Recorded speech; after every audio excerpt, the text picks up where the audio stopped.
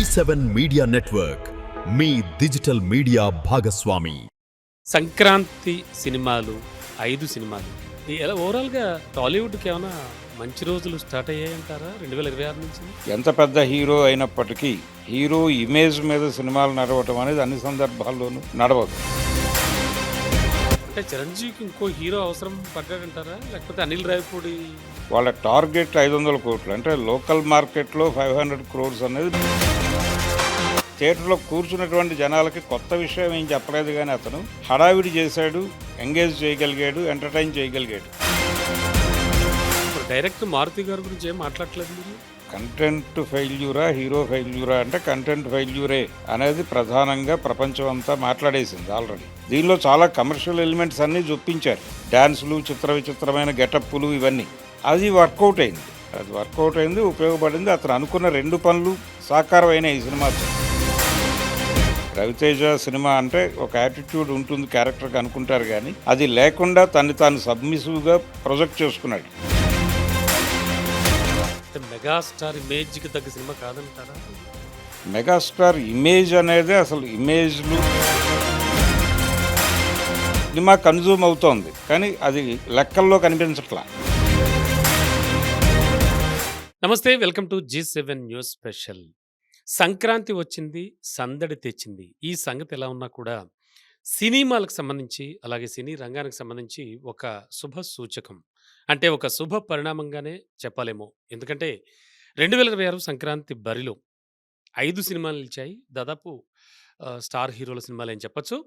And ఈ మూవీలకు సంబంధించి అలాగే ఎలాంటి కలెక్షన్స్ వచ్చాయి, గతంలో అసలు సంక్రాంతికి పోటీ ఎలా ఉండేది, ఇప్పుడు ఎలా ఉంది, అలాగే కలెక్షన్ల పరంగా కానీ, అండ్ సినీ రంగం ఏమైనా కోలుకుందా, అంటే టాలీవుడ్ సిచ్యువేషన్ ఏంటి, ఇలాంటి విషయాలన్నీ కూడా మనకి విశ్లేషణ ఇవ్వడానికి, అలాగే మరిన్ని విషయాలు చెప్పడానికి మనతో పాటు senior journalist and analyst and cine critic Bharadwaj గారు ఉన్నారు. సార్తో మాట్లాడదాం. సార్ నమస్తే. నమస్తే అండి. Sir welcome to our G7 studio. Sir thank you. Sankranti సినిమాలు 5 సినిమాలు 5 కూడా బాగున్నాయని టాక్ అయితే నడుస్తోంది. నేనేదో ఒకటో రెండో చూశాను. బట్ ఎలా ఓవరాల్‌గా టాలీవుడ్‌కి ఏమైనా మంచి రోజులు స్టార్ట్ అయ్యాయంటారా 2026 నుంచిని? అంటే ఇక్కడ ఒక ప్రత్యేకత నడిచింది ఈసారి సంక్రాంతికి. ఒక రకంగా పాన్ ఇండియా అనే ప్రోగ్రాంలో తెలుగు సినిమా ఎమర్జ్ అయిపోయి చాలా కాలం అయింది. అవును. 'బాహుబలి' నుంచి ఈ పాన్ ఇండియా ఫేవర్‌తో నడుస్తోంది తెలుగు సినిమా. అలాగే తెలుగులో పెద్ద హీరోలందరూ కూడా పాన్ ఇండియా మార్కెట్‌ని అట్రాక్ట్ చేసేటువంటి కథల మీదే ఎక్కువ శ్రద్ధ పెడుతూ వచ్చారు. అవును. ఈ ప్రయాణంలో ముందస్తుగా పాన్ ఇండియా మార్కెట్‌ని స్థిరీకరించుకున్నటువంటి ఒక పెద్ద హీరోగా 'ప్రభాస్' ఎమర్జ్ అయి ఉన్నాడు. అవును. ఈ 'ప్రభాస్' సినిమా ఈ సంక్రాంతికి రిలీజ్ అయింది. ఏది 'రాజాసాబ్' అనే టైటిల్‌తో. ఈ సినిమా ఒక రకంగా అంటే లాస్ట్ ఇయర్ పొందినటువంటి అనుభవం, తెలుగు సినిమా లాస్ట్ ఇయర్ పొందిన అనుభవం ఏంటంటే, ఏది వెళ్ళిపోయినటువంటి 25 మనకు మిగిల్చిన అనుభవం ఏంటంటే, పాన్ ఇండియా బుడగని పేల్చేసిందది. ఆ పాన్ ఇండియా బుడగ పేలిపోయింది. మళ్ళీ ఈ సినిమాతో అది ఊపిరి పీల్చుకుంటుంది అనుకున్నారు. అంటే 'మాహిష్మతి' ఊపిరి పీల్చుకో అన్నట్టుగా 'రాజాసాబ్' నుంచి పాన్ ఇండియా మార్కెట్‌కి మనం తిరిగి ఊపిరులూదుతున్నాం అనుకున్నారు. కానీ ఇది ఇబ్బంది పెట్టింది ఈ సినిమా. హిందీ బెల్ట్‌లో పెద్దగా ఇది ప్రభావం చూపించలేదు వసూళ్ల పరంగా. అలాగే తెలుగు మార్కెట్‌లో కూడా అది ఓపెనింగ్స్‌కి పరిమితం అయిపోయిన తప్ప తర్వాత నడక లేదు దానికి. దాంతో 200 కోట్ల వరకు అది సాధించి అలా ఆగింది. రన్ కనిపించటం లేదు. ఆ సినిమా మీద వచ్చినటువంటి ఒక డివైడ్ టాక్ ఆడియన్స్‌ని మెప్పించటంలో ఆ కంటెంట్ ఫెయిల్ అయింది. అంటే ఇది 'ప్రభాస్' పరాజయం అనాలా? లేకపోతే సినిమా పరాజయంగా చూడాలా? అనేది అనుకుంటే, ఎంత పెద్ద హీరో అయినప్పటికీ హీరో ఇమేజ్ మీద సినిమాలు నడవటం అనేది అన్ని సందర్భాల్లోనూ నడవదు. అది అన్ని సందర్భాల్లోనూ కుదరదు. మరి డైరెక్టర్ మారుతి గారి గురించి ఏం మాట్లాడట్లేదు మీరు? అదే కంటెంట్ ఫెయిల్యూరా, హీరో ఫెయిల్యూరా అంటే కంటెంట్ ఫెయిల్యూరే అనేది ప్రధానంగా ప్రపంచం అంతా మాట్లాడేసింది ఆల్రెడీ. కంటెంట్ ఎక్కడ ఫెయిల్ అయిందంటే కంటెంట్ క్రియేటర్, డైరెక్టర్ గారే. కాబట్టి ఈ కంటెంట్‌లోనే చాలా గందరగోళం ఉంది. అదొక ఫెయిరీ టైల్ తరహాలో సినిమా చేయాలి అని అనుకున్నాడు తను. ఆ ఫెయిరీ టైల్ స్టైల్ ఆఫ్ నేరేటివ్‌లోకి వెళ్ళి, అక్కడి నుంచి దాన్ని హారర్ కామెడీ జోనర్‌లో ప్రపంచానికి పరిచయం చేసి, ఇలా తన ప్రకటనల ద్వారా తనని తాను గందరగోళపరుచుకున్నాడాయన. సార్ 'ప్రేమ కథా చిత్రం' గాని, ఇలాంటివి కొన్ని కొన్ని డిఫరెంట్ జోనర్స్ అంటే మిక్స్ చేసేసి, ఒక డిఫరెంట్ జోనర్ తీయడం మారుతికి అలవాటే. అంటే డిఫరెంట్ జోనర్ కాదండి. అప్పటికి ఉన్నటువంటి ఒక హారర్ కామెడీ తరహా పద్ధతిని అడాప్ట్ చేసుకొని, తను ఒక కథని తీసాడు. అది సక్సెస్ అయింది. కానీ ఇందులో హారరు, కామెడీతో పాటు రకరకాల అంశాలు పెట్టాడు. అంటే తను ఒరిజినల్ ఐడియా ఏంటంటే ఒక ఫెయిరీ టైల్ నేరేటివ్ స్టైల్‌ని అడాప్ట్ చందమామ చేసుకోవాలనుకున్నాడు. కథల టైపు. అంతే. ఒక చందమామ కథలాగా నేరేట్ చేయాలి అని అనుకుని చేసినటువంటి ప్రయత్నంలో ప్రాపర్ ఎలిమెంట్స్ పడలేదు. పడకపోవడంతో ఈ రకమైనటువంటి ఫలితం వచ్చింది. అంటే క్యారెక్టరైజేషన్‌కి సంబంధించిన గందరగోళం కూడా ఉంది దీనిలో. అంటే ప్రతి రిలేషన్ అంటే క్యారెక్టర్ల మధ్య ఉండే రిలేషన్స్ మీద ప్రజల్లో ఉండేటువంటి కొన్ని ఎక్స్‌పెక్టేషన్స్ ఉంటాయి. ఆ ఏరియాలో కూడా ఆయన కొంత డిస్టర్బెన్స్ క్రియేట్ చేశాడు. ఇవన్నీ కలిసి ఆడియన్స్‌ని ప్రాపర్‌గా కథ కనెక్ట్ చేసుకోలేకపోయింది. అందుకని అది 200,00,00,000 దాటి అలా ఆగి ఉంది. రన్నింగ్ వెళ్ళట్లేదు. లేదు దానికి. నెమ్మదిగా స్క్రీన్స్ నుంచి నిష్క్రమణ కార్యక్రమం మొదలైంది. అయితే ఆడియన్స్ ఎలా ఉన్నారంటే ప్రస్తుతం అది సినిమా అద్భుతము అంటే సరదాగా వెళ్లి కూర్చుందాం కాసేపు అనటానికి ప్రిపేర్ అవుతున్నారు కానీ, సినిమా ఏదో ఉందిలే పర్లేదు అన్నప్పటికీ అంటే అద్భుతంగా ఉంది అంటేనే థియేటర్ వైపు వెళ్ళటానికి చెప్పులేసుకుంటున్నారు. పర్వాలేదు అంటే ఏం పర్లేదులే నింపాదిగా మనం ఓటీటీలో చూద్దాం అని పైకంటున్నారు గానీ, ఇమ్మీడియేట్‌గా వెళ్ళి అది ఏ మూవీ రూల్స్‌లో ఉందో, ఎక్కడుందో వెతికేస్తున్నారు నెట్‌లో. వెతికి డౌన్‌లోడ్ చేసి సాయంత్రం నింపాదిగా ఇంట్లో కూర్చొని, వాళ్ళ రెస్పెక్టివ్ డ్రాయింగ్ రూమ్స్‌లో వాళ్ళ టీవీల్లోనే ఆ సినిమాని వాళ్ళు వేసుకున్నటువంటి బజ్జీలు తింటూ చూస్తున్నారు. అవును. అంటే థియేటర్ అనేది ఆడియన్స్ ఎన్వీగా మారటం వలన జరిగినటువంటి పరిణామం. అంటే థియేటర్ అనేది నిజానికి ఒక ఎంగేజింగ్ అంటే ఔట్‌డోర్ ఎంగేజింగ్ ప్రోగ్రామ్‌గా ఉండేది ఒకప్పుడు. ఇంటి నుంచి ఒక ఆట విడిపుగా ఉండేది. సరదాగా థియేటర్‌కెళ్ళి ఇంటర్వెల్‌లో 4 సమోసాలు, కూల్ డ్రింకులు తాగేస్తే ఒక రిలాక్సేషన్. అందుకోసం సినిమా థియేటర్‌లకెళ్ళేవాళ్ళు. అంతే కదండీ. ఏకైక ఎంటర్‌టైన్‌మెంట్ అప్పట్లో. ఆ కండిషన్‌లో సినిమా టికెట్ ప్రైస్‌లో మూడో వంతు స్నాక్స్ రేట్లుండేవి. ఇప్పుడు సినిమా టికెట్ రేటే స్నాక్స్ రేట్‌లో మూడో వంతో, నాలుగో వంతో ఉంటోంది. ఇది ఈ భయం వలన థియేటర్‌కెళ్ళటం కంటే ఇంట్లో కూర్చొని చూడటమే బెటరు. అంత పర్వాలేదు అన్న సినిమాకి ఎందుకు ఎగబడాలి అనే మూడ్‌లోకి వెళ్ళటం వలన 'రాజా సాబ్‌కి' ఆ పరిస్థితొచ్చింది. దీని తర్వాత వచ్చినటువంటి ఇంకొక బిగ్ హీరో సినిమా 'చిరంజీవి' గారిది. అంటే 'ప్రభాస్' 'రాజా సాబ్' ప్రీ రిలీజ్ ఈవెంట్‌లో ఒక మాట చెప్పాడు. సీనియర్లు సీనియర్లే, జూనియర్లు జూనియర్లే అని. అని ఆయన 'చిరంజీవి' సినిమా గురించే ఆ మాట అన్నాడు. 'చిరంజీవి' గారి సినిమా రిలీజ్ అయింది. 'మణిశంకర్ వరప్రసాద్' గారు పండగకొస్తున్నారు అన్నారు. పండగకే వచ్చాడాయన. 12వ తారీఖు సినిమా రిలీజ్ అయింది. యాక్చువల్‌గా 11 ప్రీమియర్స్ పడ్డాయి. అయితే రిలీజు సందర్భంగా సినిమా చూసినటువంటి జనాలకు అందులో అది కూడా కొత్త కథేమీ కాదు. అదే కథతో 'చిరంజీవి' గారు ఇంతకుముందు 2 సినిమాలు చేసున్నాడు. ఇది మూడో సినిమా. ఆయన అంతకుముందు చేసినటువంటి 'మృగరాజ్' సినిమా అది అందులో కూడా ఇష్యూ ఉంటది. వాళ్ళిద్దరి మధ్య ఒక విడిపోయి మళ్ళీ కలుస్తారు. Yes sir. సేమ్ పేరు డాడీ. డాడీ సేమ్ సిమ్రాన్ అలాగే చిరంజీవి. అది కూడా అదే గొడవ. అది కాకుండా 'విశ్వాసం' అనేటువంటి సినిమా ఒకటుంది అజిత్‌ది. అందులో కూడా ఇదే కాన్‌ఫ్లిక్టు. ఇంకొంచెం అటు వెడితే అంటే 'నయనతారే' పోషించినటువంటి ఒక పాత్ర వెంకటేష్‌తో. అది 'తులసి.' ఆ సినిమాలో కూడా కాన్‌ఫ్లిక్ట్ అదే. అయితే ఆ సినిమాల్లో వాళ్ళిద్దరూ విడిపోవడానికి ఒక భారీ రీజన్‌ని వర్కౌట్ చేశారు. ఈ సినిమాలో అలాంటి ప్రయత్నం ఏం చేయలే డైరెక్టర్. ఏదో ఒక చిన్న ఘర్షణ అలా విడిపోయి ఉంటారు అన్న ధోరణిలో చాలా లైట్‌గానే నడిపాడు. అది కొంచెం జనాల్ని రిలాక్సేషన్‌లో ఉంచింది. అంటే పాత కథల్ని పాత ఎమోషన్‌లో కాకుండా పాత కథని కొత్త ఎమోషన్‌లో నడిపే ప్రయత్నం చేశాడతను. లైటర్ వేలో. హ్మ్. అది వర్కౌట్ అయింది. జనాలు సరదాగా ఎంగేజ్ అయ్యారు, ఎంటర్‌టైన్ అయ్యారు. పైగా వింటేజ్ హీరో తాలూకా పాత జ్ఞాపకాలు ఆ బ్యాక్‌గ్రౌండ్ మ్యూజిక్‌లు. అవన్నీ కలిపి జనాలకి అనేక పాత జ్ఞాపకాలను రేపిందది. తద్వారా వాళ్ళు సినిమాలో ఇన్వాల్వ్ అయ్యారు. అవును. అలా థియేటర్‌ని ఇన్వాల్వ్ చేసుకోవడం వలన ఆ సినిమాకు ఒక పాజిటివ్ వైబ్ అయితే వచ్చింది. అంతే తప్ప దానిలో కథలోను, స్క్రీన్ ప్లేలోను ఏ రకమైనటువంటి మెరుపులు లేవు. అంటే 'మెగాస్టార్' ఇమేజ్‌కి తగ్గ సినిమా కాదంటారా అది? మెగాస్టార్ ఇమేజ్ అనేదే అసలు ఇమేజ్‌లు ఆ గోలలోకి వెళ్ళకుండా, ఆ ఇమేజ్ ఉంది దీనిలో. హ్మ్. ఆ ఇమేజ్‌ని వాడుకునే ప్రయత్నం చేశారు. ఖచ్చితంగా ఉంది. హ్మ్. ఉంటూనే ఆయన్ని ముచ్చటగా చూపించి, జనాలకి ముచ్చటగా చూపించే ప్రయత్నం జరిగింది. అది ఎన్టీ రామారావు గారి విషయంలో కూడా అదే చేశాడు రాఘవేంద్రరావు గారు. హ్మ్. ఏ సినిమాలో సార్? అది 'అడవి రాముళ్ళు' ఇవన్నీ అవే గదా! ఆయన ఏదో భారీ కథలు అవన్నీ కంటే గూడా హ్మ్. ముచ్చటగా జనాలకు చూపిద్దాం అనే ప్రోగ్రామ్‌లో భాగంగానే విజయాలొచ్చినాయి అప్పుడు. హ్మ్. హ్మ్. ఇది కూడా అలాంటి ఫార్ములా సినిమానే. చిరంజీవి గారి ఇమేజ్‌ని వినియోగించుకుంటూ, ఆయన జ్ఞాపకాలని ప్రపంచంలో రేపుతూ, అలా సినిమాని నడిపించేయాలి. దానికి ఒక కథ కావాలి కాబట్టి దీన్ని పెట్టుకున్నాడంతే. దీని మీద శ్రద్ధ లేదాయనకి. అంటే 'వెంకటేష్' రావడం కూడా అంటే సినిమాలో 'వెంకటేష్' క్యారెక్టర్ అది. అదొక ఎంగేజింగ్, అదొక సెలబ్రేటివ్ మూడ్‌లోకి తీసుకెళ్ళాలి జనాల్ని అనే ఉద్దేశంతో చేసిన పాత్రే. అక్కడ కూడా పెద్దగా డీటెయిల్స్ ఏమి వర్కౌట్ చేయలా. హ్మ్. అది కూడా అలా వచ్చి వెళ్ళిపోయే పాత్ర. అది నిజానికి ఒక సినిమాగా చూస్తే ఆ గొడవ వేరు. హ్మ్.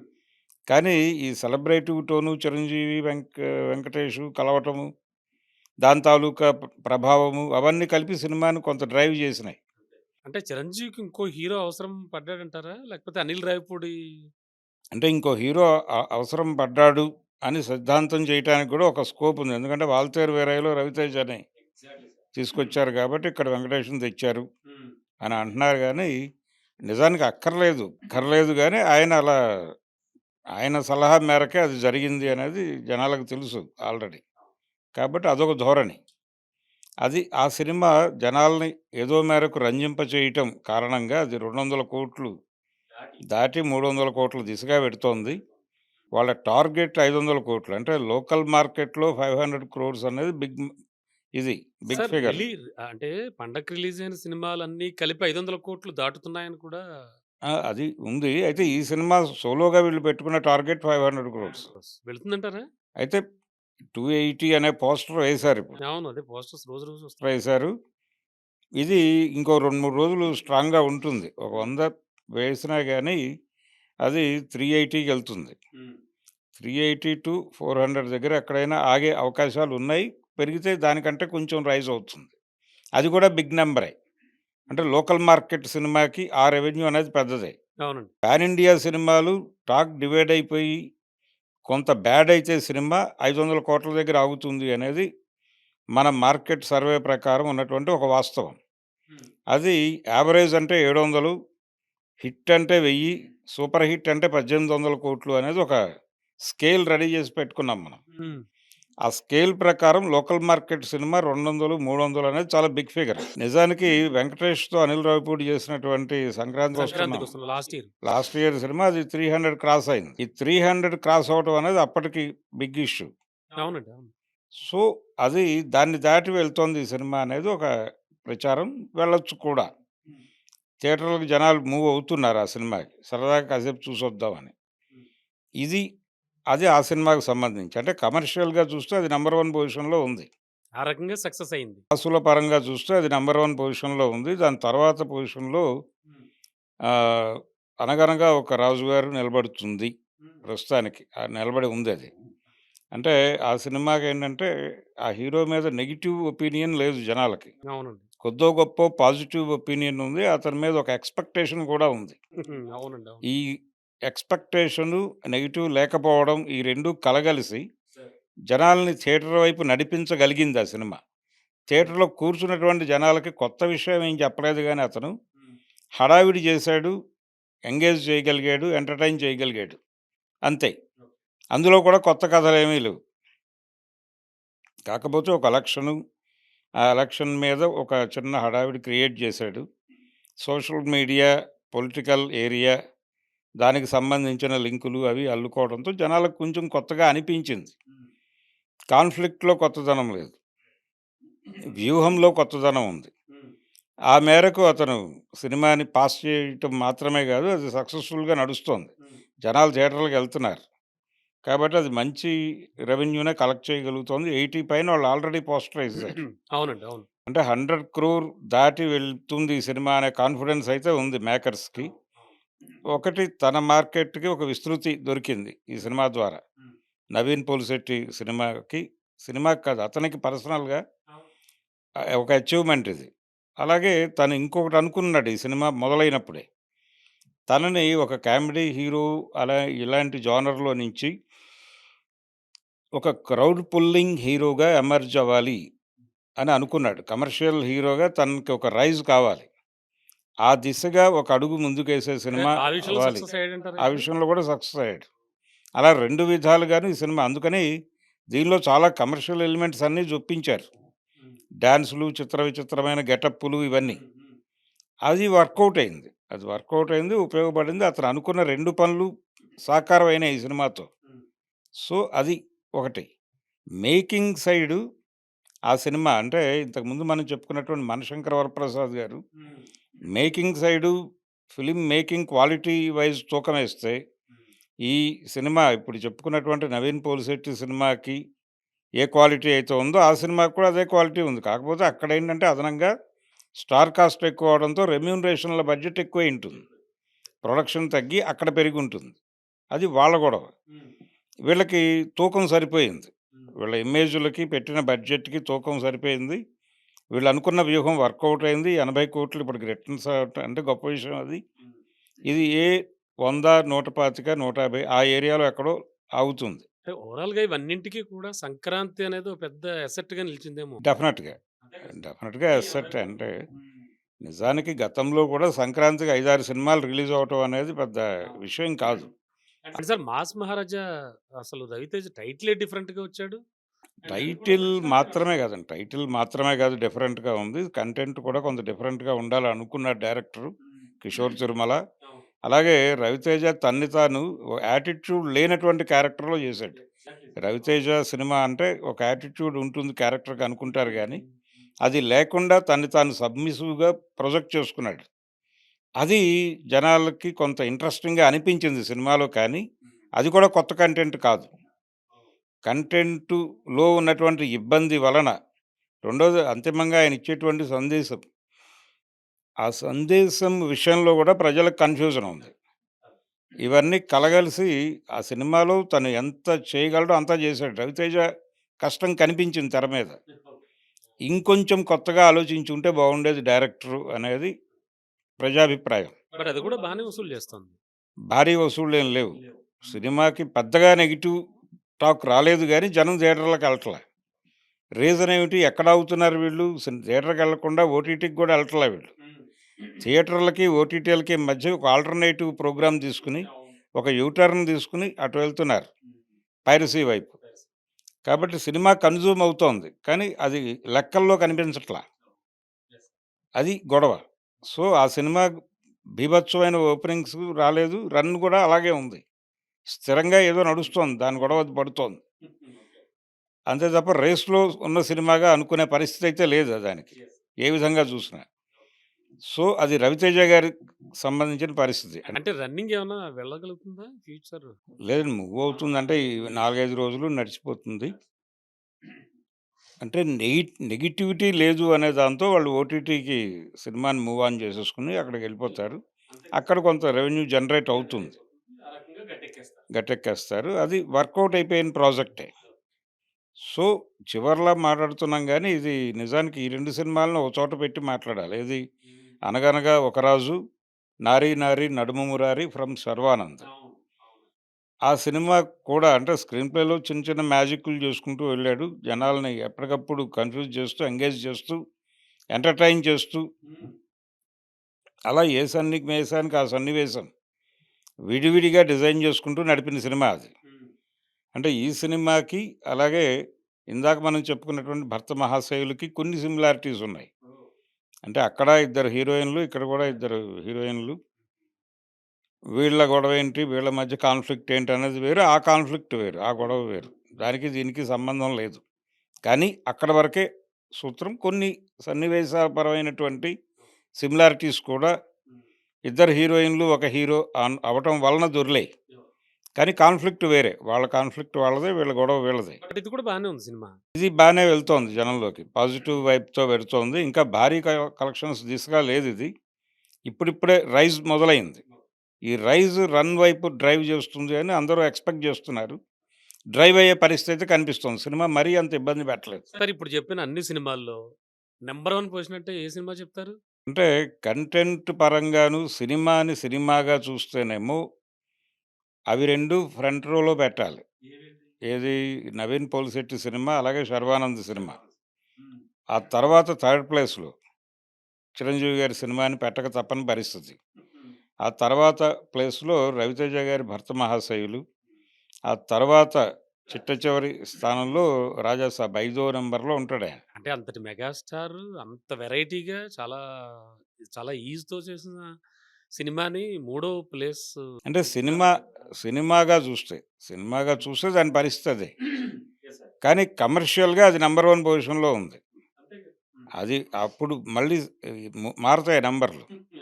అంటే డబ్బుల పరంగా కాసులతో సినిమాని చూస్తే, కాసుల కళ్ళజోడుతో సినిమాలను చూస్తే నంబర్ 1 పొజిషన్‌లో 'మనశంకర వరప్రసాద్' గారున్నారు. రెండో స్థానం, రెండో స్థానంలో 'అనగనగా ఒక రాజు'. థర్డ్ ప్లేస్‌లో 'నారి నారి.' 'శర్వానంద్' గారి సినిమా 'నారి నారి'. ఆ తర్వాత ప్లేస్‌లో 'రవితేజ' గారు 'భర్త మహాశయులకు'. ఆ తర్వాత లాస్ట్ ఎటు నుంచి ఏ విధంగా కొలిచినా గాని చిట్ట చివరి స్థానం 'రాజాసాబ్.' 'రాజాసాబ్‌దే'. ఓకే.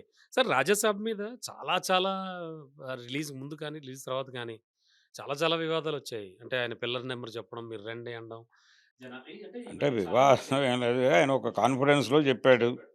సినిమా బాగోకపోతే నా ఇంటికొచ్చి కాలర్ పట్టుకునే రైట్ మీకిస్తున్నాను. అవును. ఇది నా అడ్రెస్సు అని చెప్పాడాయన. అవును. ఒకవేళ సినిమా బాలేదు కాబట్టి ఎవరైనా అక్కడికి రష్ అయ్యారేమో అని మీడియా రష్ అయింది. కానీ ఆ తర్వాత మీడియాకి అక్కడున్నటువంటి సెక్యూరిటీ స్టాఫ్‌కి మధ్య ఒక గొడవ మొదలైంది.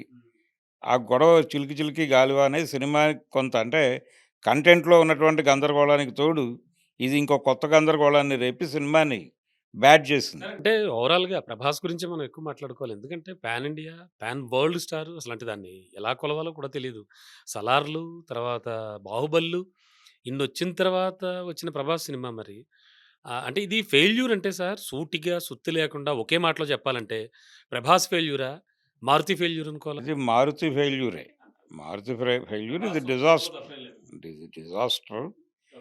అంటే కనీసం 700,00,00,000 కలెక్ట్ చేయగలిగితే ఇది కొంచెం రెస్పెక్టబుల్ మూవీ అనుకునే పరిస్థితి. అదెక్కడండి 200 ఇయర్స్. అంతకు మించి కనిపించలేదు అది. ఎంత వెళ్ళినా గానీ 3 దాకా వెళ్తుందేమో మాక్సిమం. యెస్. అంతకు మించి వెళ్ళే పరిస్థితి లేదు కాబట్టి అంటే రెమ్యూనరేషన్స్‌ని కూడా కాలిక్యులేట్ చేసుకుంటే సినిమాకేం పెట్టారు అనేది సినిమా ఇంకా మైనస్‌లోకి వెడుతుంది. అంతే. ఇక్కడ 'చిరంజీవి' గారి సినిమా విషయంలో గూడా వాళ్ళు మేకింగ్ సైడ్ పెట్టిన ఖర్చు కంటే కూడా బడ్జెట్ హ్మ్. రెమ్యూనరేషన్ సైడ్ చాలా ఎక్కువ. అవును. Very much cost 'Nayanthara.' ఇది అహా! 'నయనతార' ఒకటే కదా! అంటే వాళ్ళు వేసుకున్నటువంటి ఈక్వేషన్స్ ప్రకారం వెంకటేష్‌కి ఎంతో కొంత ఇచ్చుంటారు. గౌరవప్రదమైన అవును. వేతనం. అలా ఆ ప్రకారం అది కాస్ట్‌లీ ప్రాజెక్టే. హ్మ్. కాస్ట్‌లీ ప్రాజెక్ట్‌గానే చూడాలి కానీ, మార్కెట్ వైస్ జూస్తే అంత ఖర్చు పెట్టిన సినిమానా అనిపించే పరిస్థితి కూడా ఉంది. Yes sir. సార్ అండ్ ఓవరాల్‌గా చూస్తే గనక మొత్తం ఈ 5 సినిమాలకి సంబంధించి కూడా నాకొక డౌటొస్తోంది. అంటే పండగలు స్టార్ట్ అవుతున్నాయి అనగా ఫస్ట్ రిలీజ్ అయిన సినిమా ఏమన్నా బెడిసి కొట్టే ఛాన్సెస్ ఉంటాయంటారా? కొంచెం అలా 'రాజాసాబ్' అలా కూడా ఏమైనా దెబ్బతిందా? అలా చెప్పలేమండి. సినిమాలో కంటెంట్ ఉంటే ఇవేవి ఉండవు. అదే కష్టం. కంటెంట్ లేకపోవడం వలన ఇలా అనేక చర్చలు మొదలవుతాయి. మనం అది. మాట్లాడుకుందాం. అందుకని కంటెంట్ గొడవే. Yes. Sir okay. 2026 Sankranti okay. Sir పెద్ద హీరోలు అంటే ఒకప్పటి స్టార్ హీరోలు 'ఎన్టీఆర్', 'కృష్ణ', 'ఏఎన్నార్' అండ్ 'కృష్ణరాజు' గారు కావచ్చు. లేకపోతే మరో 'శోభన్ బాబు' ఐదుగురు 'శోభన్ బాబు'. తారలండి ఆ రోజుల్లో. అంటే యెస్ సార్. ఆ తొలి ఐదుగురు దశలో ఇద్దరే. వాళ్ళకెలా ఉండేది సార్ పోటీ? వాళ్ళది అంటే తొలి దశలో రామారావు గారు, నాగేశ్వరరావు గారు. అవును. ఆ తర్వాత థర్డ్ ప్లేస్‌లోకి కొంతమంది ఎమర్జ్ అయ్యారు. అవును. రా ఈవెన్ రామకృష్ణ ఉన్నాడు ఆ టైంలో. రామకృష్ణ గారు కూడా. 'హరనాథ్' గారున్నాడు. ఆ! 'హరనాథ్' గారు వీళ్ళందరూ ఉన్నారు గదా! ఆ టైంలో. అవును. ఈ వీళ్ళలో తొలినాళ్ళ మాట చెప్తున్నారు. తొలినాళ్ళ మాట. ఇద్దరు హీరోల నుంచి బహుళ హీరోలుగా మారుతున్నటువంటి దశలో హ్మ్. ఎమర్జ్ అయిన హీరోలు వీళ్ళందరూ. అవును. శోభన్ బాబు, హరనాథు, ఇలా రామకృష్ణ, హ్మ్. ఆ తర్వాత కృష్ణ. ఆ తర్వాత అదే వరవడిలో కృష్ణ గారు. హ్మ్. ఇలా ప్రవేశించిన తర్వాత హ్మ్. 76 వరకు వాళ్ళిద్దరి మధ్య కేంద్రీకృతమై ఉంది పోటీ. హ్మ్. సార్ సంక్రాంతి పూట సేమ్ ఉండేదా అప్పుడు కూడా? ఉండేది. ఉండేది. ఉండేది. సంక్రాంతికి ఒక సినిమా మీద ఇంకో సినిమా పోటీ వేయటం, హ్మ్. ఎవరు సక్సెస్ అనేది కొలుచుకోవటం ఇవన్నీ ఉండేవి. ఇప్పుడు హ్మ్. చాలా సందర్భాల్లో 77 సంక్రాంతి గురించి మాడతారు. హ్మ్. అవునండి. అంటూ ఉంటారు. కరెక్టే. 77 సంక్రాంతికి ఏం విశేషం సార్ ఏంటంటే, స్పెషల్? ఆ రోజు అంటే సంక్రాంతి రోజు ఆ మర్నాడు 2 రోజులు 2 పెద్ద సినిమాలొచ్చినాయి. ఏమిటి సార్? అది ఒకటి 'కురుక్షేత్రం' కృష్ణ గారిది, రామారావు గారి 'దానవీర ఆ! సూరకర్ణ.' ఈ 2 సినిమాలు 77 సంక్రాంతికి రిలీజ్ అయిన సినిమాలు. హ్మ్. ఈ 2 సినిమాల మధ్య యుద్ధం కేంద్రీకృతమైంది. ఇండస్ట్రీ కూడా 2గా స్ప్లిట్ అయిపోయినటువంటి పరిస్థితి. హ్మ్. హ్మ్. ఈ పరిస్థితుల్లో మొదట రిలీజ్ అయిన సినిమా 'కురుక్షేత్రమే.' హ్మ్. 'కురుక్షేత్రం' అనేది టాక్ ఇబ్బంది పెట్టింది. హ్మ్. హ్మ్. సరే ఇది దీనికి డివైడ్ టాక్ వచ్చింది. రేపేంటి పరిస్థితి అనుకున్నారు. మర్నాడు వచ్చిన సినిమా జనాలను విపరీతంగా ఎమోషనలైజ్ చేసింది. ఆ కంటెంటే ఇట్‌సెల్ఫ్ ఒక డిస్కసివ్ పాయింట్‌గా మారింది ప్రపంచం ముందు. అవును. దాంతో జనాలు నెమ్మదిగా థియేటర్‌కెళ్ళటం మొదలెట్టారు. ఏదో రామారావు గ్రామ్‌ఫోన్ రికార్డులు ఆడియోలే విపరీతంగా అమ్ముడయ్యాయి అవును. కదండీ! 'దానవీర సూరకర్ణ' రికార్డ్ అసలు. అంటే కంటెంట్ పరంగా ఒక పౌరాణిక సినిమాలో హ్మ్. ఈ తరహా ధోరణి అంతకుముందు లేదు. అంటే రామారావు గారు చెప్పుకున్నాడు ఒకసారి. అంటే ఆయన కమలాకర కామేశ్వరరావు గారి చివరి రోజుల్లో ఆయన కలిసినప్పుడు వాళ్ళిద్దరి మధ్య ఓ చర్చొచ్చి ఎన్టీఆర్ అన్నాడట కమలాకర్‌తో. హ్మ్. "సార్ మీరు నేను వెళ్ళిపోయాక ఎవరైనా తెలుగులో పౌరాణిక సినిమాలు తీస్తారా" అని. హ్మ్. అంటే కామేశ్వరరావు గారు "నీ తరహా పౌరాణికాలా? నా తరహా పౌరాణికాలా?" అన్నట్టాయన. హ్మ్. అంటే "అదేమిటి తేడా" అంటే అప్పుడు ఆయన క్లారిఫికేషన్ ఇచ్చాడు. "నేను పౌరాణికాలను క్రిటికల్‌గా తీయను. As it is text follow అవుతాను. కానీ నువ్వు క్రిటికల్‌గా వెళ్తావు. హ్మ్. అందుకని నీ తరహా పౌరాణికాలు ఉండవంటున్నావా? నా తరహా పౌరాణికాలు ఉండవంటున్నావా? క్లారిఫై చేయాలి." హ్మ్. అంటే రామారావు గారు చెప్పిన సమాధానం ఏంటంటే, "నేను పురాణాలని క్రిటికల్‌గా వెళ్తానన్న మాట వాస్తవమే. హ్మ్. కానీ రెడిక్యూల్ చేయను. నేను అపహాస్యం చేయను. చెయ్యి. కాకపోతే ఒక కొత్త కోణాన్ని చూపిస్తాను. ఏదో నేను నా పద్ధతుల్లో నేను క్రిటికల్‌గా వెళ్తా. అవును. విమర్శనాత్మకంగా చేస్తాను తప్ప అపహాస్యం చేయను." అంటే 'సీతారామ కళ్యాణం' అందులో రావణాసురుడు వీణ వాయించడాలు అంటే అని రావణాసురుడి ఆ క్యారెక్టర్‌ని ఆయనే ధోరణి ఉంది. తెచ్చుకున్నారు. అంటే తను 'దానవీర సూరకర్ణ'లోనే ఒక విపరీత ధోరణి ఏంటంటే జనరల్‌గా భారతం నుంచి ఏదైనా తీసుకొని సినిమా చేసేటప్పుడు హ్మ్. కథ అనే చోట వ్యాస మహాభారతం ఆధారంగా రూపొందించిన కథ అనేసేవాళ్ళు. అనేస్తారు. అవును. మీకు 'దానవీర సూరకర్ణ'లో కథా స్క్రీన్ ప్లే దర్శకత్వం ఎన్టీ రామారావు అని ఉంటుంది. ఓహ్! ఆ పైగా దుర్యోధనుడికి డ్యూయెట్ పెట్టడం ఇక అనేది అవన్నీ ఆయన ఇష్టం. ఆయన ఆయన ధోరణిలో తీసుకున్నాడు. ఆయన సినిమా ఆయన పద్ధతిలో తీసుకున్నాడు. సూపర్ హిట్ చేశారు కదా సార్ జనాలు. హ్మ్. అంటే అది కురుక్షేత్రానికి చాలా ఖర్చు పెట్టారాళ్ళు. హ్మ్. ఆ రోజుల్లో 35 దాటితే బిగ్ బడ్జెట్ సినిమా. హ్మ్. 35,00,000. హ్మ్. హ్మ్. 35,00,000 పెట్టారంటే అది చాలా బీభత్సమైన పెట్టుబడి. హ్మ్. కృష్ణ అలా పెట్టారండి 'కురుక్షేత్రానికి'? కృష్ణ ప్రొడ్యూసర్ గాదు. ఆ సినిమాకి కృష్ణ పార్ట్నర్ మాత్రమే. ఓహ్! అది యాక్చువల్‌గా అబ్బాయి మాధవి వాళ్ళ ఫ్యానా అండి? ప్రొడక్షన్స్ వాళ్ళు. లేదు లేదు. ఓకే. మాధవి, పద్మాలయ కంబైన్స్ అది. హుహు. మాధవి అంటే ఆయన ఆ నిర్మాత గారు అంతకుముందు రామారావు గారితోనే 'పాండవ వనవాసం' తీశాడు. ఓకే. విజయ్ మాధవి వాళ్ళా? వాళ్ళు వాళ్ళ బంధువే ఈయన. ఓహో! వాళ్ళ బంధువే ఆంజనేయులు గారు ఈయన పేరు. ఓకే. ఓకే. విజయవాడ ఆయనే. హ్మ్. ఈయన ఇన్‌స్పిరేషన్‌తోనే వాళ్ళు ప్రొడక్షన్‌లోకొచ్చారు. హుహు. అలా ఆంజనేయులు గారు మొదలుపెట్టిన సినిమాలో కృష్ణ గారి భాగస్వామ్యం తీసుకొని జాయిన్ అయ్యాడు. నెక్స్ట్ లెవెల్‌కి తీసుకెళ్లారు ఎలాగోలా. తీసుకెళ్ళాలి అనే ప్రయత్నం. ఆ ప్రయత్నంలో ఈ సినిమా రిలీజ్ అయింది. హ్మ్. పర్వాలేదు అనేటువంటి టాక్ నడుస్తున్న టైంలో హ్మ్. ఆ మర్నాడు మార్నింగ్ షోకి 'కర్ణ' రిలీజ్ అయింది. 'దానవీర సూరకర్ణ.' అది టోటల్‌గా సీన్‌ని మార్చేసింది. హ్మ్. మార్చేసి మొత్తం జనాలందరూ అక్కడే ఉన్నారు. అది 2,00,00,000 కలెక్ట్ చేసింది. దాని మీద పెట్టింది 17,00,000 అయితే హ్మ్. 17 అనేది కూడా బిగ్ నంబరే అంటారు ఇప్పుడు అవును. చాలామంది. హ్మ్. హ్మ్. అహా! అంటే ఆ రోజున బిగ్ నంబర్ గాదు. అంటే హ్మ్. కొంతమంది సినిమా పరిశ్రమలో ఉన్నవాళ్ళు హ్మ్. అప్పుడు సినిమా పరిశ్రమతో సంబంధాల్లో ఉన్నవాళ్ళతో ఈ మాట. హ్మ్. అంటే 17 గూడా పెట్టుండడాయన ఓహ్! అనేది ఒక జనరల్ అజంప్షన్ ఉంది. యాహ్! కానీ అది వసూలు చేసింది మాత్రం 2,00,00,000 రికార్డు స్థాయిలో. రికార్డు స్థాయి. అంటే 'కురుక్షేత్రం' కూడా జనం చూసారు. కానీ కంపారిటివ్‌గా దాని మీద పెట్టిన బడ్జెట్‌తో ఆ వసూళ్లు వర్కౌట్ అవ్వలేదు. అందుకని ఆ సినిమాని పరాజయ చిత్రంగానే చూస్తారు. సార్ చాలా వరకు అంటే చాలా సంక్రాంతులు సూపర్ స్టార్ కృష్ణ గారివే అంటారు. రెగ్యులర్‌గా చాలా సినిమాలు రిలీజ్ చేసాడు కదండీ ఆయన. అంటే అంతకు ముందు సంవత్సరం 'పాడి పంటలు' సినిమాతో హిట్ కొట్టాడుగా ఆయన 76లో. 77 నాగేశ్వరరావుకి కూడా హిట్‌లొచ్చిన సంక్రాంతులున్నాయి. ఇప్పుడు 'దసరా బుల్లోడు' అనే సినిమా సంక్రాంతికి రిలీజ్ అయిన సినిమానే. అది 70 సంక్రాంతికి వచ్చి దసరా వరకు ఆడింది. అలా బిగ్గెస్ట్ హిట్ సినిమా అది. ఆయనకి 'ఆలు మగలు' తర్వాత అంటే 77లో 'ఆలు మగలు' తర్వాత నిలబడి 4 వారాలు ఆడిన సినిమాలు లేవు. వచ్చిన సినిమాల్లా ఇబ్బంది పెడుతూ వెళ్ళిపోయింది. ఇది దాదాపు 3 ఇయర్స్ నడిచింది. 80లో మళ్ళీ ఆయనకి 80 సంక్రాంతికి రిలీజ్ అయిన 'ఏడంతస్తుల మేడ' అనే దాసరి గారి సినిమా. అది మళ్ళీ 100 రోజుల సినిమాగా ఆయనకొక ఫ్యామిలీ హిట్‌నిచ్చింది. ఎంటర్‌టైనర్. అక్కడి నుంచి మళ్ళీ నాగేశ్వరరావు గారికి ప్రతి సంవత్సరం ఒక సద్దినోత్సవ చిత్రం ఉంటూ వచ్చింది. అయితే ఈ గ్యాప్‌లో 77-80 గ్యాప్‌లో అంటే యాక్చువల్‌గా 76 నుంచే. 76లో శోభన్ బాబు గారి సినిమా 'ప్రేమబంధం' అనే సినిమా రిలీజ్ అయింది. ఆ సినిమా మీద 'ఆరాధన' సినిమా రిలీజ్ అయింది రామారావుది. 'నామది నిన్ను పిలిచింది గానమయ్య' గీత్ రీమేక్ అది. ఆ సినిమా ఆ చుట్టుపక్కల సినిమాలన్నిటిని తినేసింది.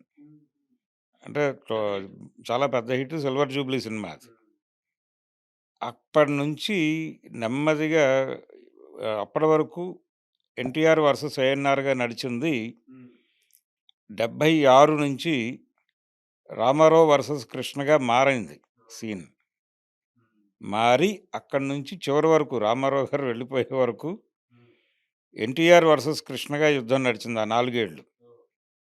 76 వరకు ఆ యుద్ధం 'ఎన్టీఆర్ వర్సెస్ ఏఎన్నార్‌గా' నడిచింది. ఆ తర్వాత ఈలోపు కృష్ణ గారు అందుకున్నారు. ఒక్కొక్కళ్ళని దాటుకుంటూ వచ్చాడు అక్కడికి. అంటే హరనాథ్ గారు స్వయంకృతం ఆయన రేసులోంచి తప్పుకున్నాడు.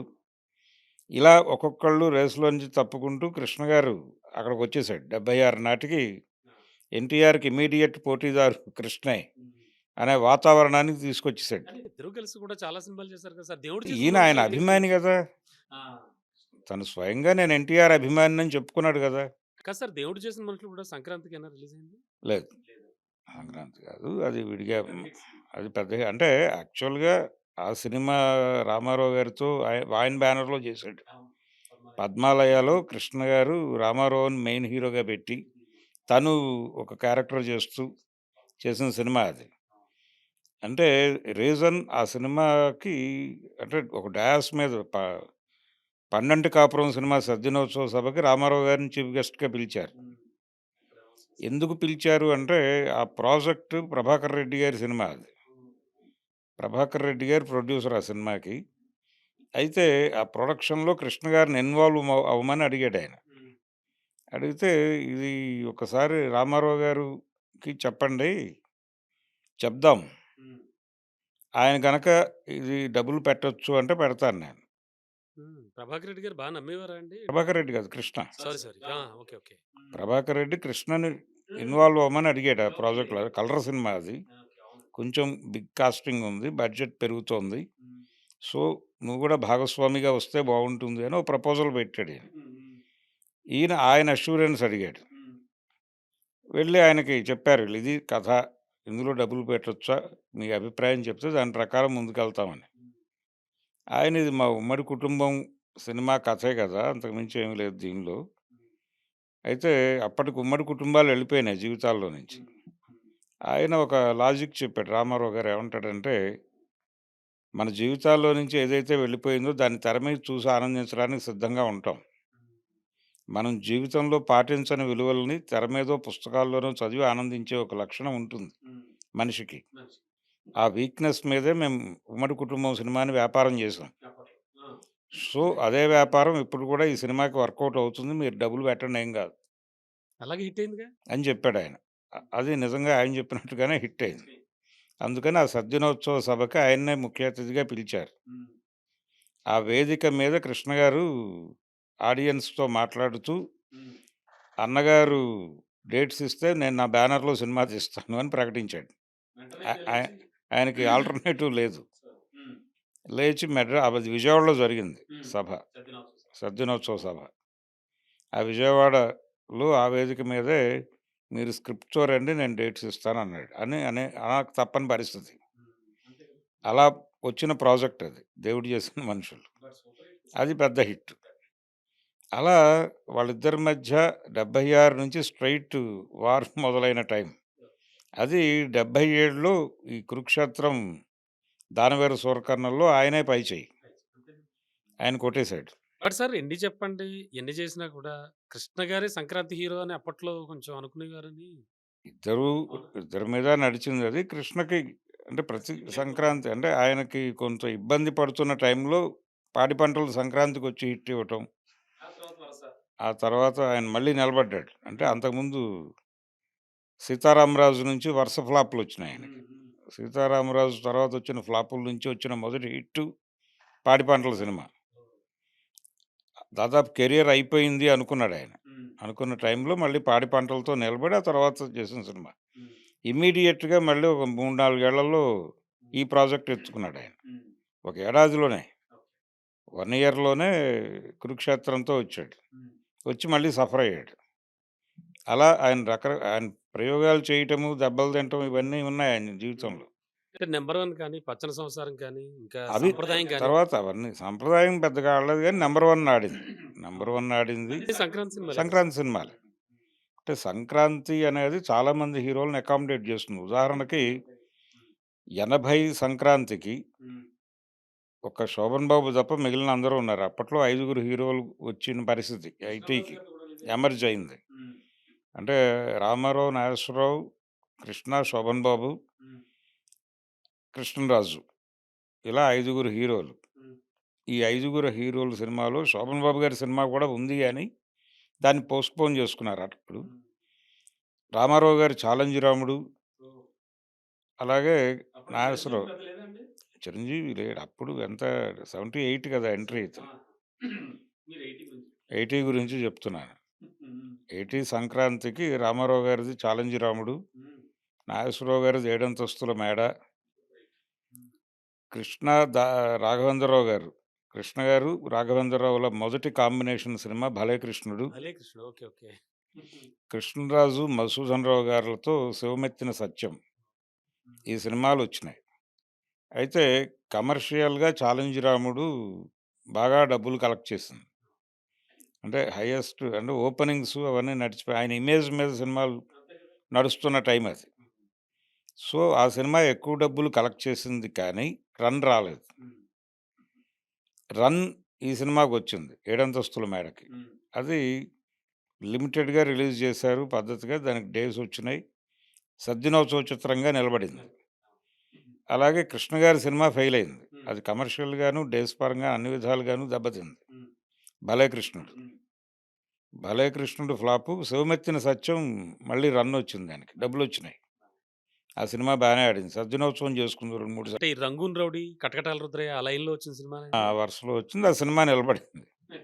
కృష్ణరాజు. అంటే ఆ సంవత్సరం డేస్ పరంగా చూస్తే ఆళ్ళిద్దరూ సక్సెస్. ఓహ్! నాగేశ్వరరావు గారును, కృష్ణరాజు. కానీ వసూళ్ళ పరంగా చూస్తే రామారావు గారు విజయం సాధించాడు. కృష్ణ గారి సినిమా ఇబ్బంది పడింది. ఇలా జరుగుతుంది. 80 దాటాక మళ్ళీ అలాంటి అంత పెద్ద పోటీ ఇచ్చిన సినిమాలున్నాయా సార్ సంక్రాంతికి? అడపాదడపా ఉన్నాయి. అంటే మధ్యలో ఏమైందంటే మనకి 90 దశకం వచ్చిన తర్వాత నెమ్మదిగా పోటీ నివారించాలి. అంటే సినిమా పరిశ్రమలో నష్టాలు పెరుగుతున్నాయి హ్మ్. అని కొంతమంది జ్ఞానులు ప్రవేశించి పోటీ నివారించాలి. ఒక పెద్ద హీరోల సినిమాలు హ్మ్. గ్యాప్ ఉండాలి. అంటే ఒక పెద్ద హీరో సినిమా రిలీజ్ అయితే కనీసం 15 రోజులు గ్యాప్ ఇచ్చి గాని ఇంకో సినిమా హ్మ్. రిలీజ్ పెట్టకూడదు అని అంటే రియలైజేషన్ వచ్చిందంటారా వీళ్ళకి? రియలైజేషన్ కాదండి. కంటెంట్‌లో ఉన్నటువంటి లోపాల వలన సంభవించినటువంటి ఒక పరిస్థితి. హ్మ్. అందుకని దాన్ని కుమ్మక్కు రిలీజులు అనేవాళ్ళు ఆ రోజుల్లో. ఓకే. అంటే ఎలా సార్? కుమ్మక్కు అవ్వటమే ఇప్పుడు మీ సినిమా మీద నా సినిమా పోటీగా వేస్తాను చూసుకుందాం అనేవాళ్ళు అంతకుముందు. అవును. ఇప్పుడు అది లేకుండా అది ఒక లేకుండా కాంప్రమైజేషన్. కాంప్రమైజ్ అయిపోయి హ్మ్.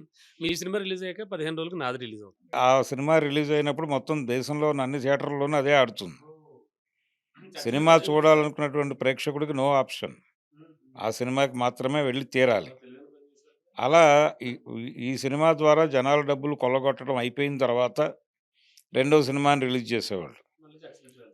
ఈ స్టైల్ ఒక 2, 3 ఏళ్ళు నడిచిన తర్వాత జనాలు విపరీతంగా విమర్శించడం మొదలైంది. అప్పుడు ఆ సిస్టమ్ మార్చి 'ఊసరవెల్లి' అనే ఎన్టీఆర్ సినిమా, మహేష్ బాబుది 'దూకుడు' ఆ 2 సినిమాలు ఒక సంక్రాంతికొచ్చినాయి. వచ్చినప్పుడు అది అడ్వాంటేజ్ పొజిషన్‌లోకెళ్ళింది 'దూకుడు'. 'ఊసరవెల్లి' దెబ్బతింది. అది అక్కడి నుంచి మళ్ళీ 2 సినిమాలు, 3 సినిమాలు అలా పెరుగుతూ ఇప్పుడు 5 సినిమాలు రిలీజ్ అయినాయి. 5 సినిమాల్లో 2 సినిమాలు చిన్న హీరోలవి అనుకుంటే 'రవితేజ'ని అటువైపే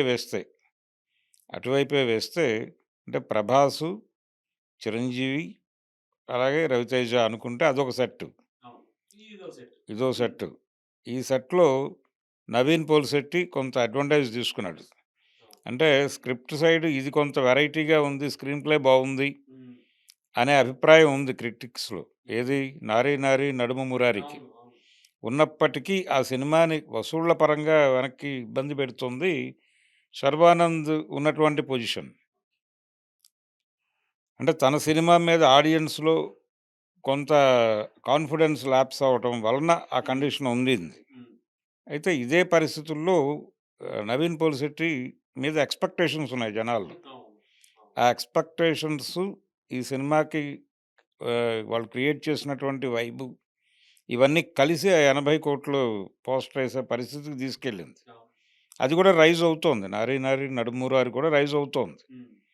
ఇది ఇంకొక వారం 10 రోజుల్లో ఎవరు ఏమిటి అనేది క్లారిటీ వస్తుంది. సార్ ఓవరాల్‌గా చూస్తే టాలీవుడ్‌కి మంచి రోజులొచ్చాయనుకోవాలా? లేకపోతే సంక్రాంతి ఫీవర్ అంటారది? సంక్రాంతి ఫేవరే. అంటే కొత్త కంటెంటు లేదు. అంటే ఇప్పుడు మలయాళంలోను, తమిళ్‌లోను, ఇతర భాషల్లో వస్తున్నటువంటి కథాపరమైనటువంటి స్క్రిప్ట్ పరంగా ఒక కొత్తదనంతో రావటం అనేదైతే కనిపించలేదు. ఈ సంక్రాంతికి కనిపించలేదు. ఇంతకుముందు కూడా తెలుగు సినిమా ఎదుర్కొంటున్నటువంటి ప్రధానమైన విమర్శ అదే. ఇప్పుడు వీళ్ళకున్నటువంటి పాన్ ఇండియా బుడగ కూడా పేలిపోయింది. ఆ వెతుకులాటలోనే ఉందింకా టాలీవుడ్. అంటే కొత్త తరహా స్క్రిప్టులు ఆమోదించడానికి జనాలు సిద్ధంగానే ఉన్నారు. కానీ వీళ్ళు దిగలేదు. వీళ్ళ వైపు నుంచి ఇబ్బంది. అందుకని కొత్త తరహా సినిమాలని అంటే ఇది హీరోల ఫాల్ట్ అంటారా? కొత్త కథలు ఒప్పుకోకపోవడం. అంటే ఒక చట్టం, ఒక ఇమేజ్ అందులో అన్ని వైపుల ఉండిపోవడం. నుంచి ఉంది సమస్య. అన్ని వైపుల నుంచి ఉంది. అంటే కొత్త ఎలిమెంట్‌ని కూడా అంటే ఒక కొత్త ఎలిమెంట్‌ని జనామోదంగా తీయొచ్చు పెద్ద హీరోలను పెట్టి. అవును.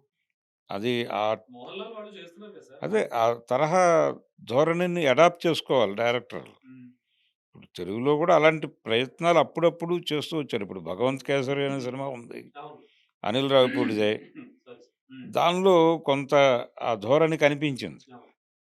అంటే ఒక డిగ్నిఫైడ్‌గా స్ట్రెచర్ అంటే వింటేజ్ హీరో అయినప్పటికీ ఆయన స్ట్రెచర్‌ని ఇబ్బంది పెట్టకుండా కొన్ని కొత్త ఎలిమెంట్స్‌తో కథను నడిపే ప్రయత్నం సో, చేశాడతను. అంటే 'భగవంత్ కేసరిలో' బాలకృష్ణని చూపించినట్టుగా ఇందులో చిరంజీవి క్యారెక్టర్ కానీ అంటే స్ట్రెచర్ ఇబ్బంది పెట్టలేదు. అంటే ఇక్కడేంటంటే 'భోళా శంకర్‌కి' ఈ సినిమాకి అది కూడా ఎంటర్‌టైన్‌మెంట్ పునాదిగా చేసిన సినిమానే.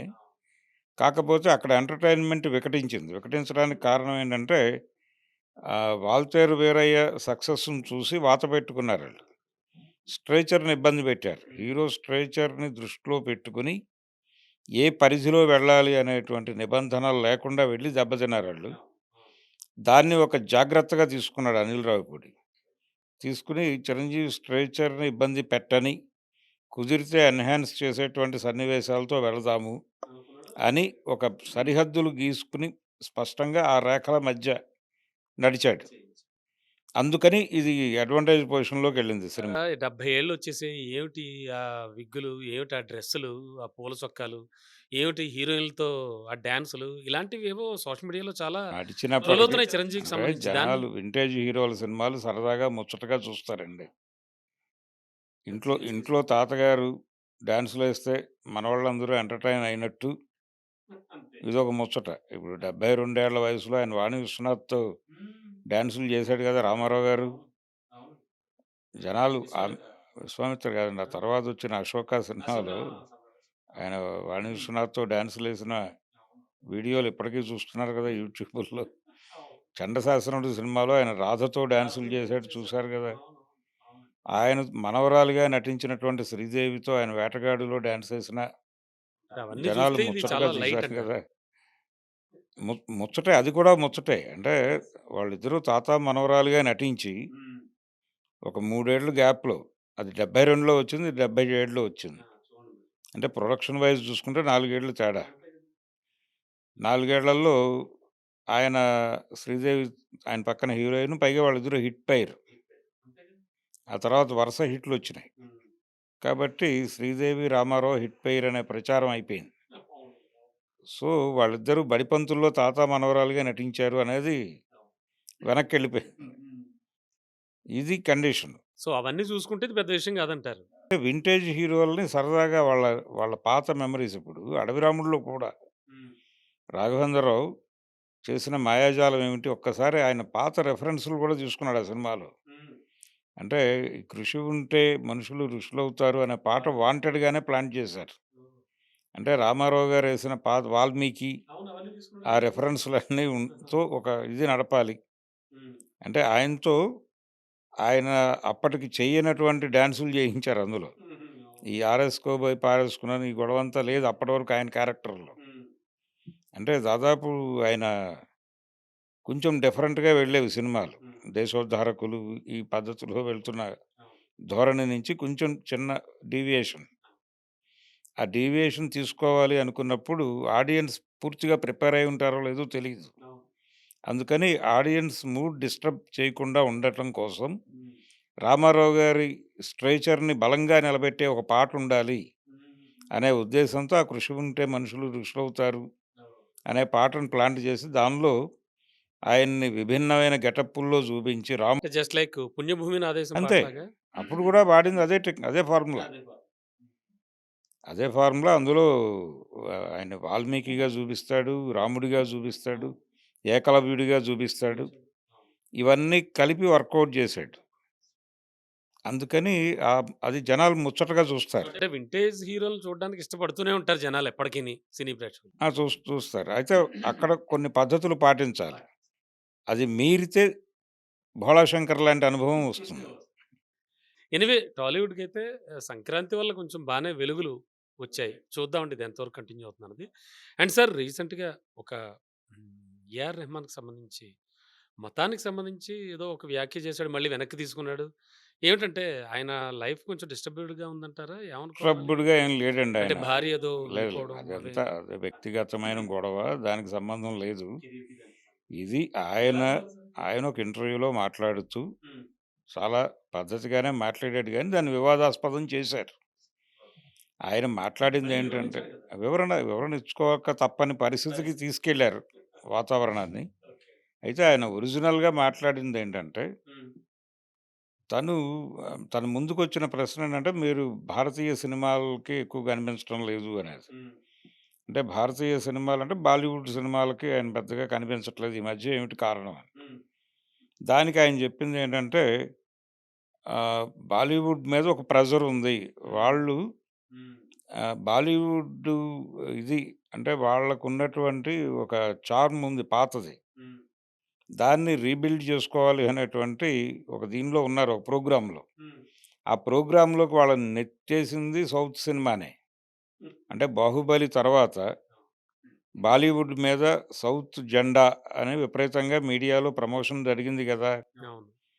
ఆ టైంలో జరిగినటువంటి ఈ పరిణామంలో వాళ్ళు మనకి టెక్నీషియన్స్ ఉన్నారు. మనం గూడా గతంలో 'మన్మోహన్ దేశాయిలు' వీళ్ళు అద్భుతమైనటువంటి సినిమాలు ప్రపంచమంతా అబ్బురపడేటువంటి సినిమాలు తీసినటువంటి ఒక ఇది ఉంది. లెగసీ ఉంది మనకి. మనకు కూడా 'ఆర్‌డి బర్మన్‌లున్నారు. 'బప్పీ లహిరీలున్నారు. అంతకుముందు 'ఎస్‌డి బర్మన్' ఉన్నాడు. 'ఓపీ నయ్యర్‌లున్నారు. మనం 'నౌషాద్' ఉన్నాడు. మనం కదా ప్రపంచాన్ని నడిపించింది. మనల్ని చూసి చెప్పులేసుకోవడం ఎలా, పాటలు చేయటం ఎలా, బట్టలేసుకోవడం ఎలా అనేది నేర్చుకున్నది. మన హిట్ సినిమాలు రీమేకులు చేసుకుని కదా 'ఎంజీఆర్', 'ఎన్టీఆర్' కెరియర్‌లు చివరి దశలో నడిపింది. మన 'జంజీరే' గదా అక్కడ నిప్పులాంటి మనుషులు, మన దీవారే కదా అక్కడ మగాడయింది. ఇలాంటి ఒక ఇగోకి సంబంధించిన వ్యవహారం ఉండింది. అందుకని వాళ్ళని వాళ్ళు రీలాంచ్ చేసుకునే ప్రోగ్రాంలో భాగంగా నాలాంటి వాళ్ళని కొంచెం పక్కన పెట్టారు. అయినప్పటికీ కొన్ని అవకాశాలొచ్చాయి మరి రిలీజియన్ విషయం మతం అని చెబుతూ, ఇంకొక రీజన్ ఏంటంటే ఆయన ఎస్టాబ్లిష్ చేసింది, అది ఇప్పుడు సౌత్ నుంచి వస్తున్నటువంటి సినిమాల్లో ఎప్పుడైతే బాలీవుడ్ మీద సౌత్ జెండా అన్నారో, ఈ పాన్ ఇండియా మార్కెట్ అన్వేషణలో సౌత్ సినిమా మొదలైన తర్వాత వాళ్ళు ఒక ఫార్ములా దీనిలోకి వెళ్ళిపోయారు. ఆ ఫార్ములా ఏమిటంటే, అది కొంత హిందుత్వ ప్రమోషన్ అనేది ఉంటే తప్ప పాన్ ఇండియా మార్కెట్‌ని మనం అట్రాక్ట్ చేయలేమనేటువంటి ఒక భ్రమకి గురై, ఒక మూఢనమ్మకానికి గురై, ఆ సినిమాలు చేస్తూ అంటే ఆ సినిమాలు తీస్తున్నప్పుడు రహమాన్ అనేవాడిని ఇన్వాల్వ్ చేయటం కరెక్టా? అంటే తాము చేసేటువంటి సినిమాలకు సంబంధించిన స్క్రిప్ట్ మ్యూజిక్ డైరెక్టర్‌తో డిస్కస్ చేయడానికి సెన్సిటివిటీ అనుకుని వాళ్ళు దూరం పెట్టారు నన్ను. పెట్టుండొచ్చు. అది కూడా ఆయన అజంప్షన్, అది స్థిరీకరించి చెప్పలా. అందువలన కూడా నన్ను దూరం పెట్టుండొచ్చు అని చెబుతూనే చావాకి చేశాడాయన. చావా వాళ్ళొచ్చి అడిగారు, నేను చేశా. వస్తే చేస్తూనే ఉన్నాను నేను ఎవరొచ్చినా. నా దగ్గరికి రాకపోవడం వలన జరిగిందిది.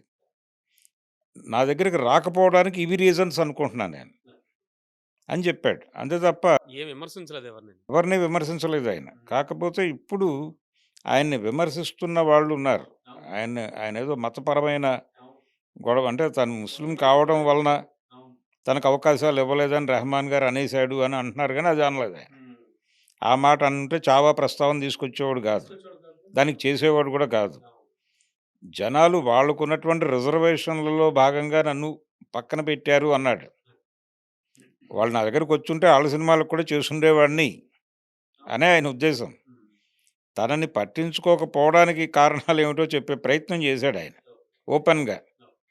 దాన్ని స్వాగతించాల్సింది పోయి, ఆయన అన్నని అభిప్రాయాలని ఆయన మాటల నుంచి డిరైవ్ చేసి ఆయన మీద దాడి చేయటం అనేది జరుగుతుంది. ఇది దుర్మార్గం. ఏఆర్ రెహమాన్ తప్పేం లేదు. ఏఆర్ రెహమాన్ తప్పేం లేదు. అదే వివరణ కూడా క్లారిటీ కూడా బాగానే ఇచ్చాడు. అందుకే వివరణ అదే చెప్పాడు ఆయన మళ్ళీ వివరణలో కూడా. అయ్యా, నేను అన్నదాన్ని మీరు విపరీత అర్థాల్లో చూస్తున్నారు. నేను ఆ కాంటెక్స్ట్ అది కాదు. నన్ను ఎవరెవరు ఎందుకు పక్కన పెట్టారనటానికి 2 ప్రధానమైన మార్పులు జరిగినాయి ఇండస్ట్రీలో. ఇప్పుడు ఆయన్ని ఒక దశలో బాలీవుడ్ విపరీతంగా హక్కును చేర్చుకుంది. రెహమాన్ అనేవాడు మన సినిమా చేస్తే చాలని బాలీవుడ్ డైరెక్టర్లు కూడా అనుకున్నారు. భావించారు. అవును, చాలా చేశాడు కదండి. చాలా హిట్లు ఇచ్చాడు. సుభాష్ ఘై లాంటి వాడు కూడా రెహమాన్ కోసం సినిమాని వాయిదా వేసుకుని తనతో ట్రావెల్ అయిన పరిస్థితి ఉంది కదా. ఇవన్నీ ఉంది, చరిత్ర ఉంది. తర్వాత ఆయన హాలీవుడ్‌కి వెళ్ళాడు, అక్కడ ఆస్కార్ కొట్టాడు. ఇప్పటికీ ఎవరైనా అప్రోచ్ అయితే, ఇప్పుడు నాగూర్ బాబు మరొకళ్ళు ఒక సినిమాకి మ్యూజిక్ చేస్తూ, నా సినిమాకి ఆడియో లాంచ్ ఉంది రమ్మంటే వచ్చాడుగా ఆయన. వచ్చి పార్టిసిపేట్ చేశాడుగా ఈవెంట్‌లో. ఇవి ఆయన ఎప్పుడూ ప్రపంచానికి అందుబాటులోనే ఉన్నాడు. ఇళయరాజా గారి కాన్సర్ట్ ఏదో జరిగితే వచ్చి కీబోర్డ్ వాయించాడు కదా వేదిక వాయించాడు. మీద. అవును. అవునండి. అంటే సో అందుకని రెహమాన్ ఎప్పుడు తప్పు పట్టట్లేదు. రెహమాన్ తప్పేం లేదు దీనిలో. అంటే ప్రపంచం ఆయన్ని మళ్ళీ బ్రాండ్ చేసి, ఆయన అన్న మాటల్లో నుంచి దాన్ని పీకి, అంటే వక్రీకరించు, ఓడించు అని ఓ పద్ధతి ఉంటుంది తర్కశాస్త్రంలో. ఆ వక్రీకరించి ఆయన్ని అంటే ఓడించే మీరు ప్రయత్నం. ఓడించాలంటే ఫస్ట్ వక్రీకరించాలి. అంతే. వక్రీకరించు, ఓడించు అనే దాన్ని పట్టుకొచ్చి ఇక్కడ వాడేసి ఆయన మీద దాడి, ఆయనకు లేని అభిప్రాయాలను ఆపాదించి దాడి చేసేస్తున్నారు. Yes sir. ఏదేమైనా రెహమాన్ అయితే తప్పు లేదు. రెహమాన్ తప్పేం లేదు. Right sir. Right sir. Anyway thank you sir. Thank you so much. Thank you. చాలా విషయాలు. Thank you. Thank you sir. So చూసారుగా, ఇది ఇవాల్టి స్పెషల్ విశ్లేషణ. చూస్తూనే ఉండండి G7 నిజం నేరుగా. G7 మీడియా నెట్వర్క్ మీ డిజిటల్ మీడియా భాగస్వామి.